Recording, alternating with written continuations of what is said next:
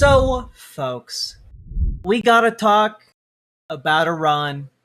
I know we keep talking about it. I know that, we're gonna have to keep talking about it for some time, but I do want to say right at the top, the United States is not winning this war with Iran. It was a stupid decision for Trump to make in the first place.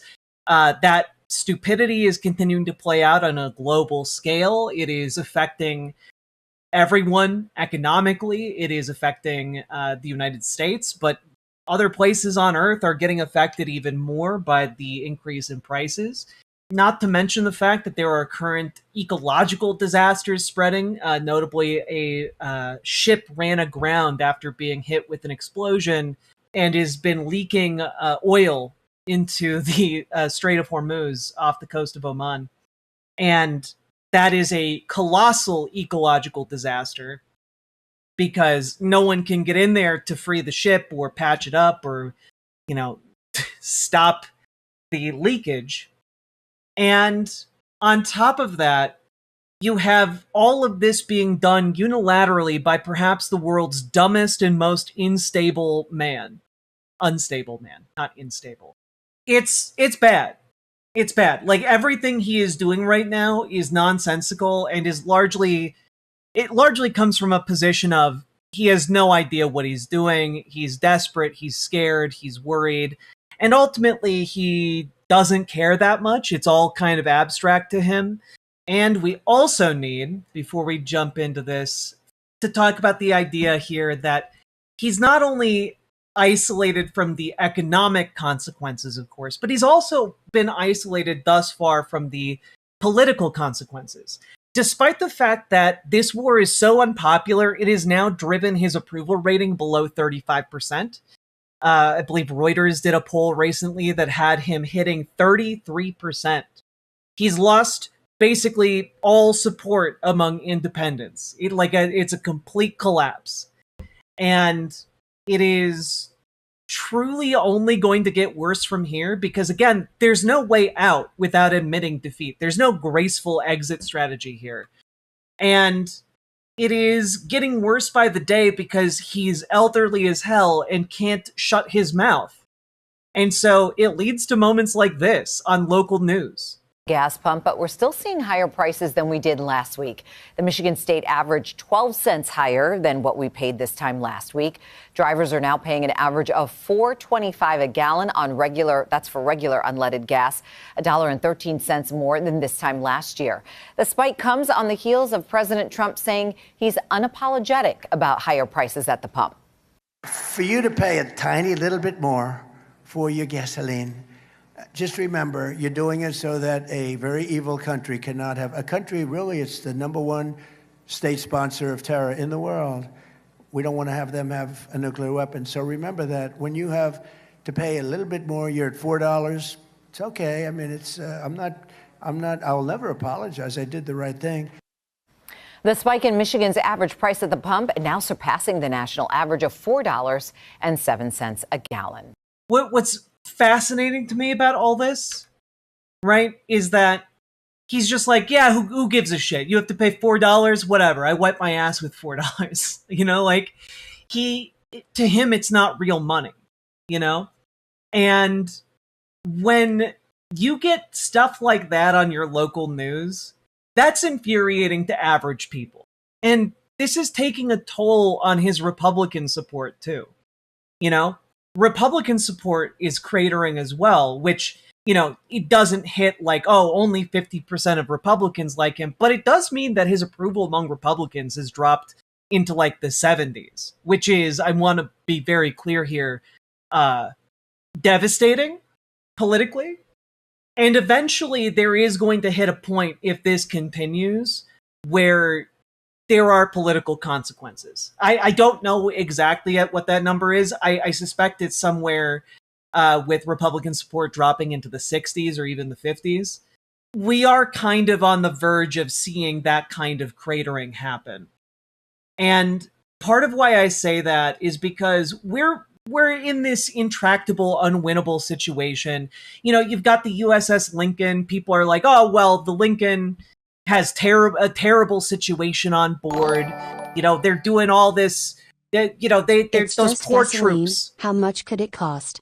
$40? I mean, he's literally Lucille Bluthing the entire country right now. But then you have like the situation in our military where like they're losing mail. This is an underreported story, but like the USS Lincoln has had reports of mail going missing, which doesn't sound like a big deal, but when you've been deployed on a ship and like that mail is like the only way you're connected to your home, one of the few ways you're connected with your loved ones, turns out that mail is pretty important.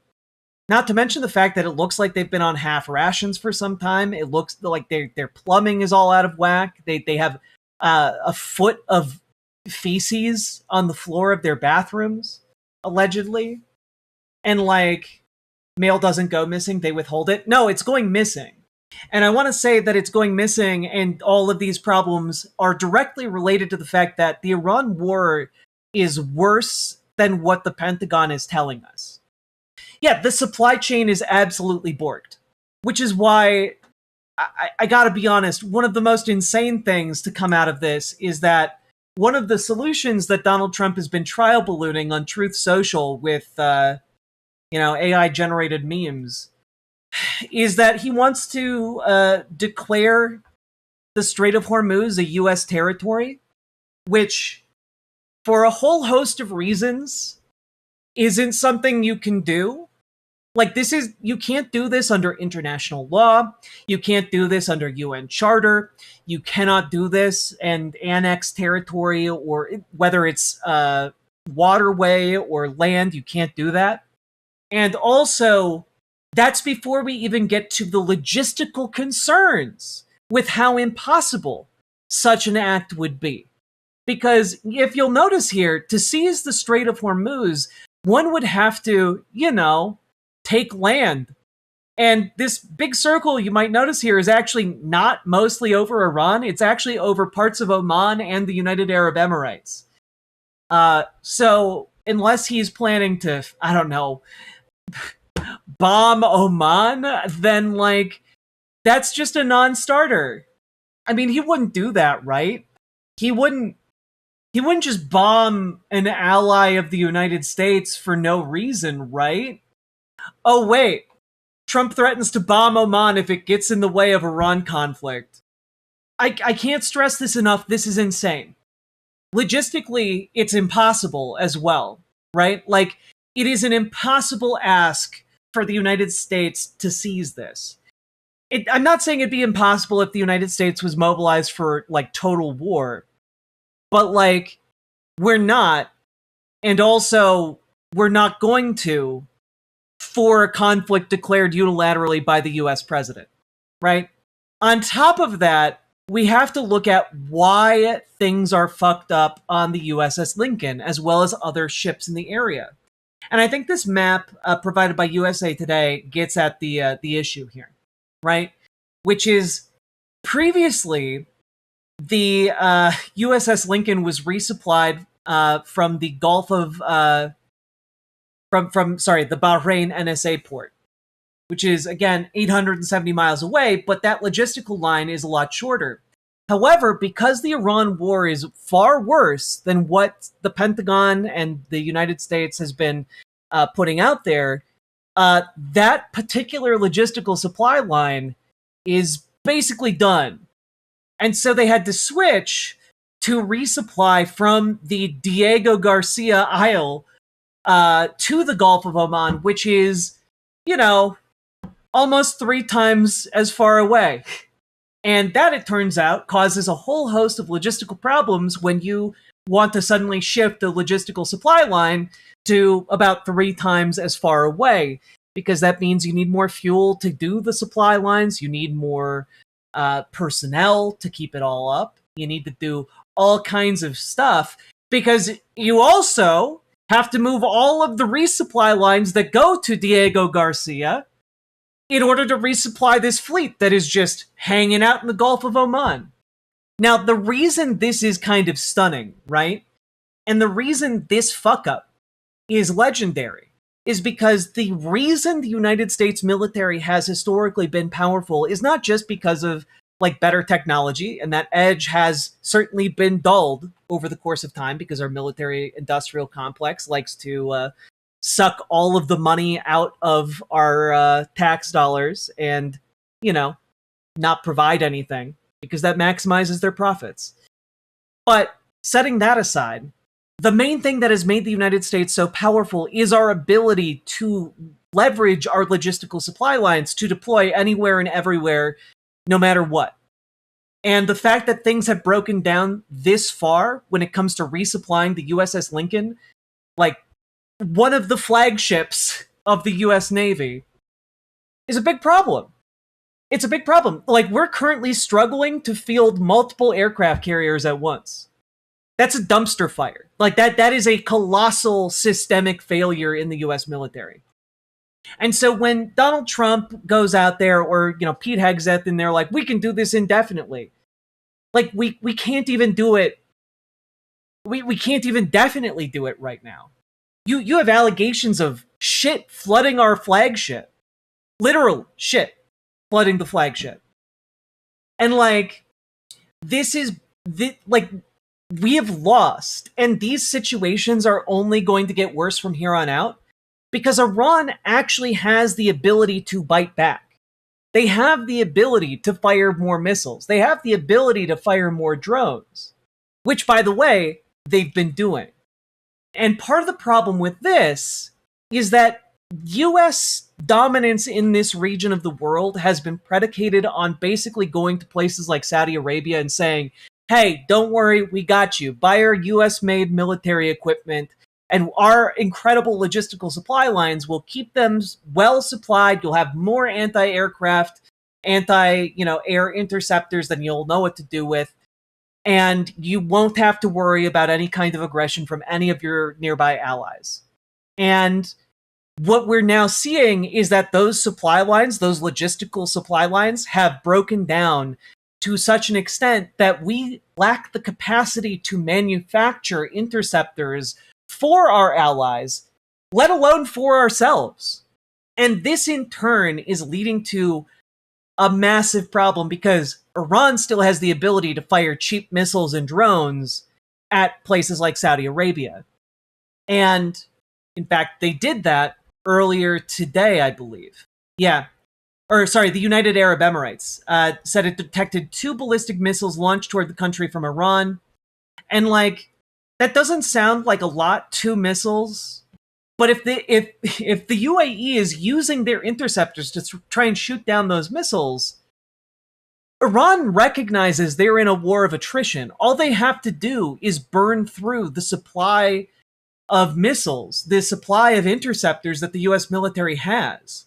Well, it turns out when you elect social media president and have social media president put in social media head of the Pentagon, turns out they just go through arms and ammunition like it's nothing.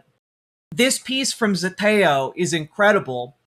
Apparently, Zeteo is reporting that 90% of long-range missiles in the US stockpile have been burned in the Iran war. Like, we lack the capacity to really wage this war long term. I know Pete Hegseth has been talking nonstop. Oh, we can do this indefinitely. We can do this indefinitely. We can do this indefinitely. We can't. We don't have the manufacturing capacity to make missiles fast enough to resupply this. We don't have the manufacturing capacity to make interceptors fast enough to replace what we've used. And so when we talk about this, it's actually worse, right? It's actually worse.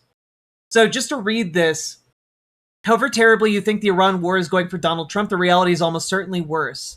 The worse it gets, the more the White House tries to cover up and hide the damage from the American people, and the more the president uses the Justice Department to threaten media outlets that expose the sheer tonnage of the damage.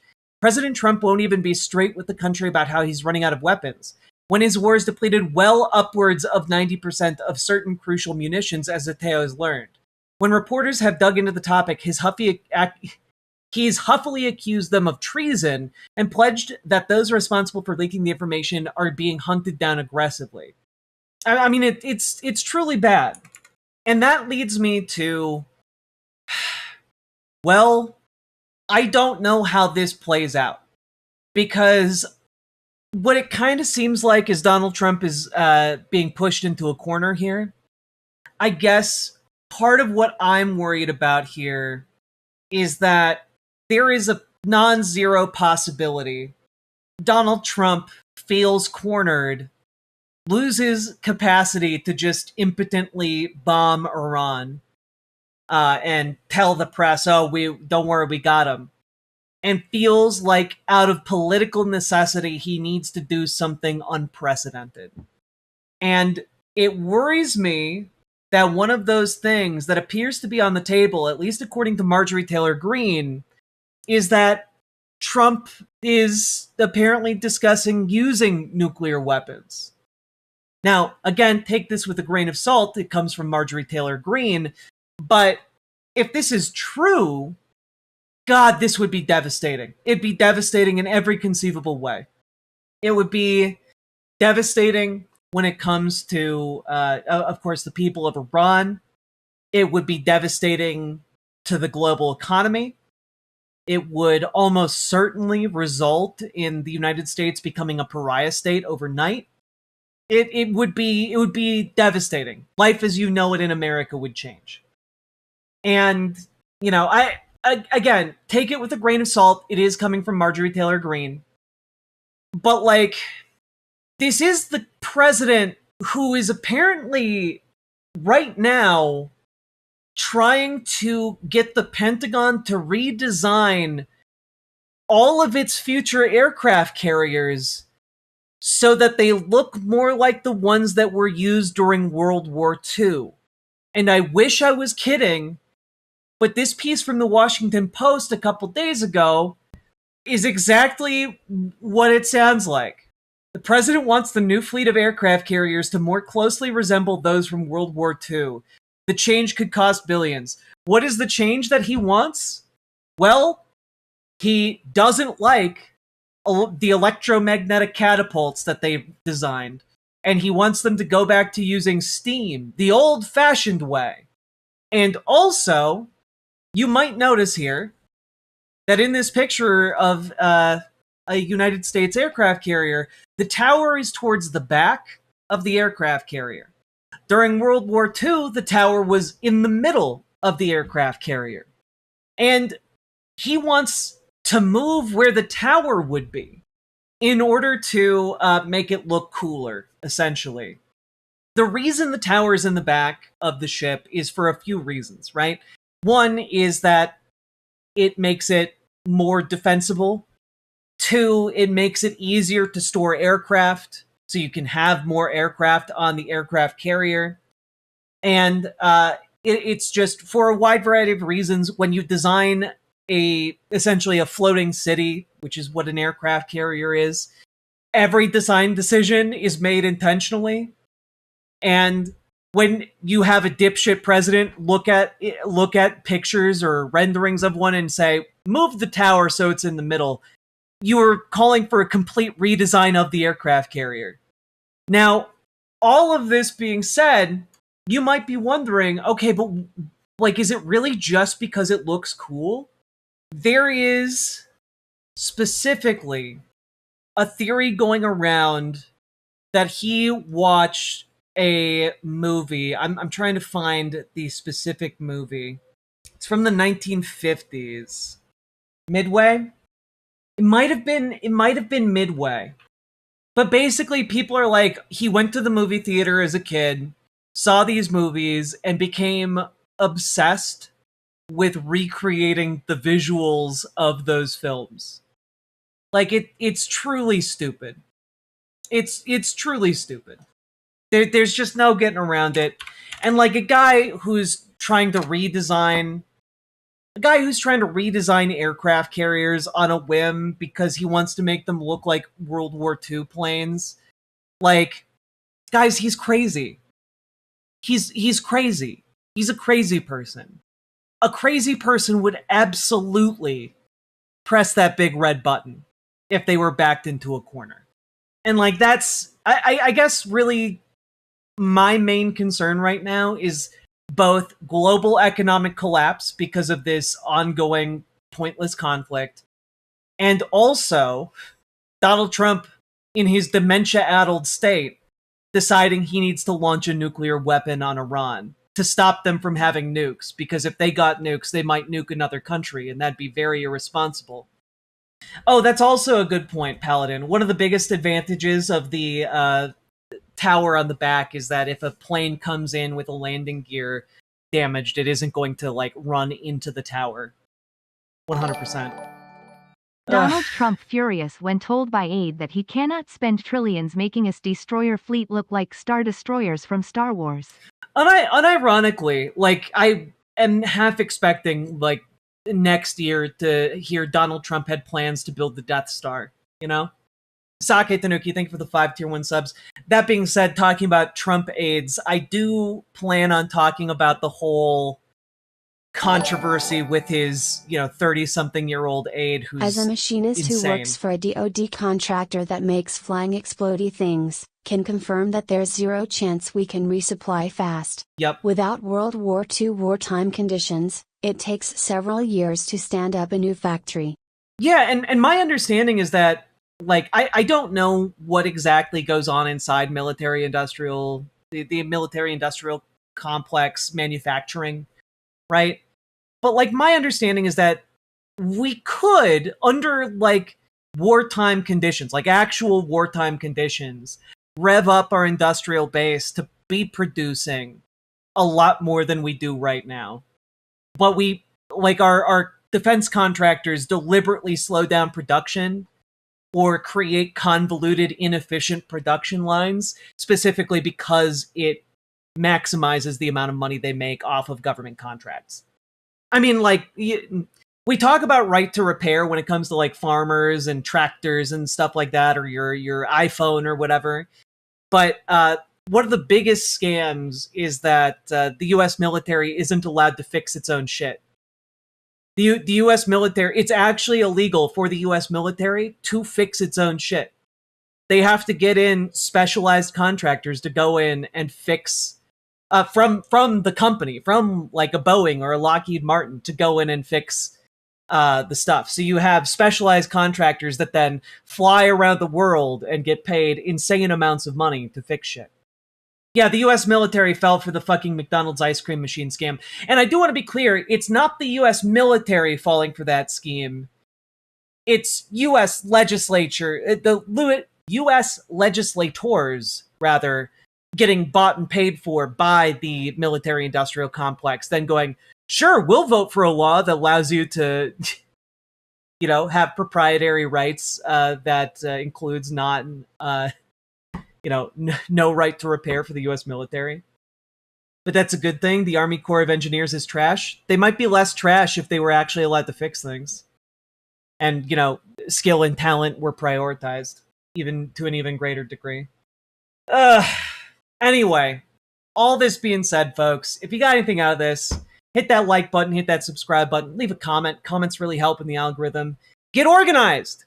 Join your local Dems, join your local DSA, because, folks, this is colossal geopolitical clusterfuck. If you want to get this fixed, you gotta get involved. You gotta get involved on the local level, and we can work our way up from there, okay? So join your local Dems, join your local DSA, and if you don't know where to start, you can join our Discord, reach out to GamerG for help with DSA, reach out to Dragonfly for help with your local Dems, and folks, we need you. We need you to do this. If you're interested in doing door knocking or phone banking around the country, outside of your local area, you can join Progressive Victory. There's a link down below in the description. And also, check out ImogeneOlivia.com. Gender euphoric lingerie designed from the ground up for trans femmes, tested with cis men, cis women, non-binary folks. It is comfortable, sexy, non-tucking lingerie. Go check it out. ImogeneOlivia.com. Link down in the description. Let's keep on going. Riverboat deck is going to town. All the viewers gather round. Twitch and YouTube is where she streams. All that content is bursting the seams. Politics, gaming, and plenty more. Her sense of fashion you'll adore. So grab your stuff and hop aboard. We're going straight to Jack's Disco.